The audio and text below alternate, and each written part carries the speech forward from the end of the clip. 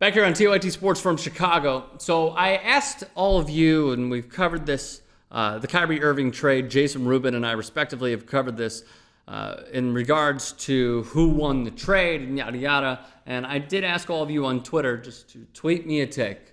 Who do you believe won the trade? London said it's really hard to tell, honestly. You could easily say Celtics now and Cavs long term. In my opinion, the Celtics for sure. Depends on the pick. Jose said, I say both got good return. The Celtics didn't want to pay IT the max, and the Cavs get the best of both worlds. A very good pick. And Raymond says Cavs. Not only did they get something for a player who wanted out, they got an all-star plus a rotation player plus a Nets first rounder. So in case you did miss it, the Cleveland Cavaliers traded Kyrie Irving to the Boston Celtics. The Celtics sent the Cavs Isaiah Thomas, a free agent to be after this year, and is also 3+ years older than Kyrie Irving. Jae Crowder, a very good on-ball defender. Ante Zizic, a project.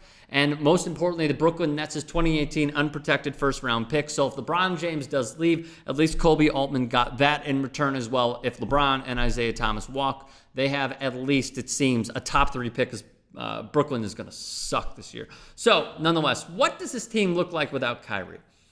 Isaiah Thomas at the 1.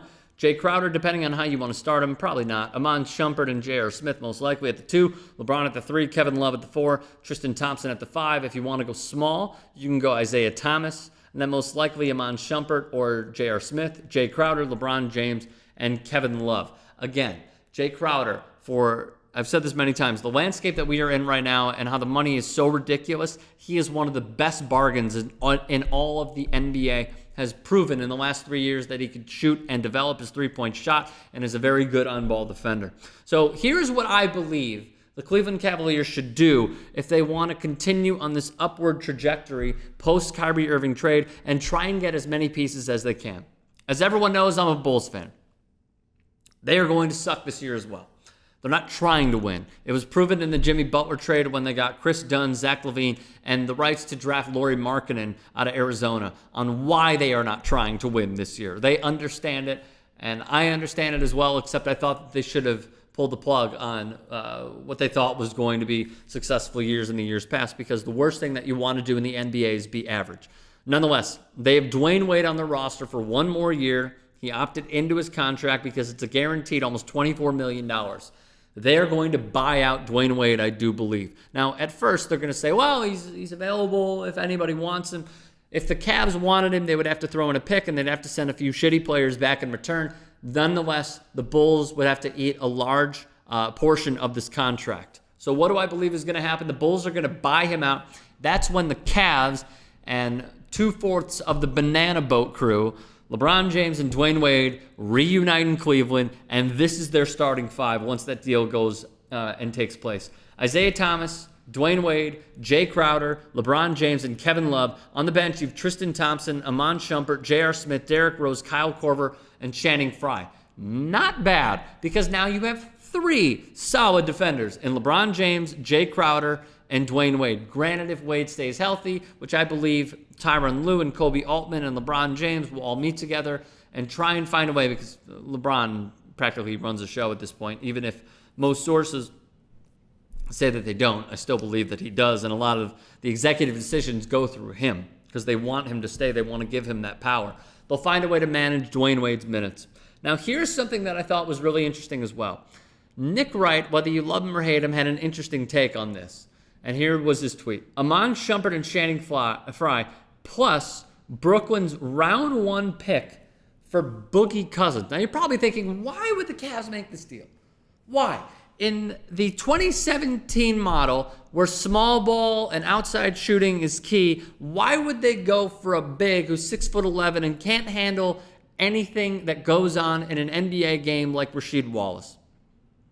Well, here's why.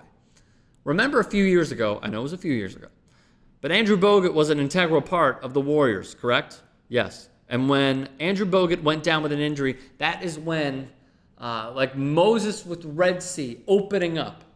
And that's when Tristan Thompson dominated. And that's when Golden State had no answer.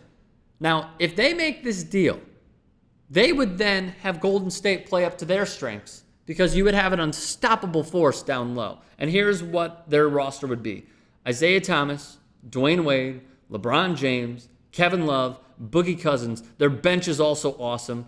Tristan Thompson, Jae Crowder, J.R. Smith, Kyle Korver, and Derrick Rose. Golden State then would have to have Zaza Pachulia play big minutes. They would have to have Draymond Green give up so many inches in height and also brute force to go up against Boogie. And Zaza Pachulia, JaVale McGee, and Draymond Green, the three-headed monster, would have to go up against Boogie Cousins. If they go small, Cleveland dominates. And here's what their regular lineup would be: Stephen Curry, Klay Thompson, Kevin Durant, Draymond Green, and Zaza. Small ball: Stephen Curry, Sean Livingston, Klay Thompson, Kevin Durant, Draymond Green. Their roster is already flawless. Yet it seems like if Cleveland were to make these deals, they would set them up not only to try and get to the finals, to upend Boston, which I believe they'll still do, but also they would really, really show where Golden State has to improve to play up to Cleveland's strengths. Because Boogie can not only post up, he can not only shoot the mid-range, he could shoot the three, he could handle the ball, and he would have the biggest crutch, which he has right now, which is right here between the ears. That crutch would turn into motivation because LeBron James brings out the best in almost everybody that he plays with, aside from Kyrie Irving, who wanted to go to greener pastures and be the guy. Does Boogie Cousins want to be the guy? Couldn't do it in Sacramento. He's not necessarily doing it in New Orleans, even though this is really year one with Anthony Davis. Why not give it a go? Why not? And lastly, New Orleans would get that round one pick. They would have a top 3 pick and someone that they would use as the staple of the franchise for years to come. So, look, if Kobe Altman does this, he's a genius. If he doesn't, they're probably still going to make the finals, but they're going to lose to the Golden State Warriors. So, Kobe, there's the blueprint. Have at it. And call me when you're ready. Let me know all of your thoughts. Get at me in the comment section below so we can continue this dialogue. Get at me on Twitter as well, at Rick Strom. And please do me, Jason Rubin, and the many other hardworking people that are putting their time and energy into this channel. Click that subscribe button and continue to support independent sports media.